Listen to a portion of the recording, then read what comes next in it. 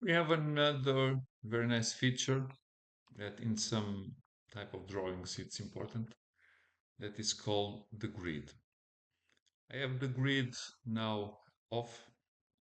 I have a more clean drawing area, but I can activate my grid doing the click here or again the F7.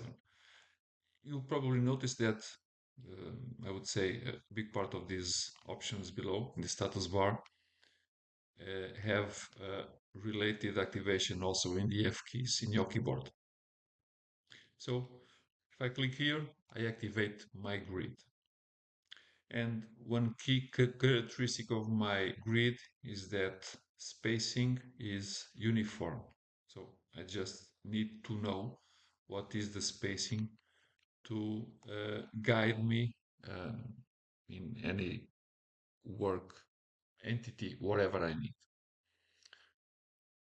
Uh, the specific points of the grid, if nothing else is done, I don't have access to them. So I simply can use it as a visual guide.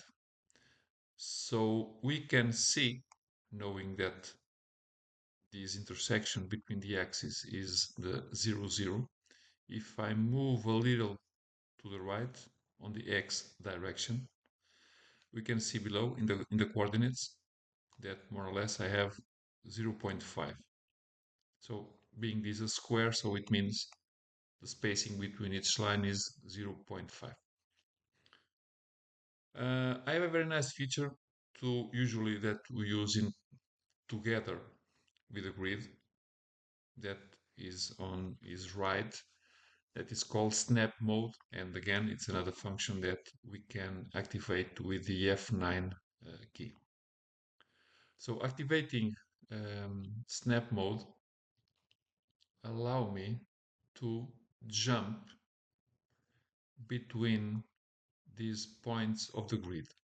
So if I want to create a line, now I simply need to count the spacings between each line and I can create an entity.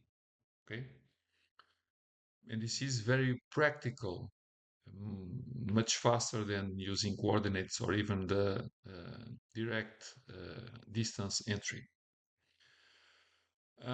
But as you may understand also, this has a definition, and if we cannot change the definition, then it would make much sense. But I can go there, snap settings, and I have the opportunity to change the settings for these modes.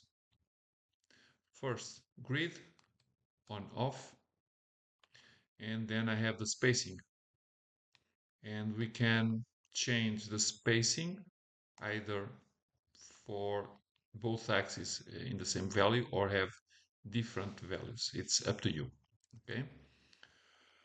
Uh, Also, the snap, which is the function that connects what we call the jumps of the mouse in grid points. So we can have the same value, so it will connect to the intersections, or as an idea, I can make the grid a little bigger, and now you see that I have intermediate points, which is another idea to to use. So again, I can, for example, I know the spacing between each grid line, and let's turn it off.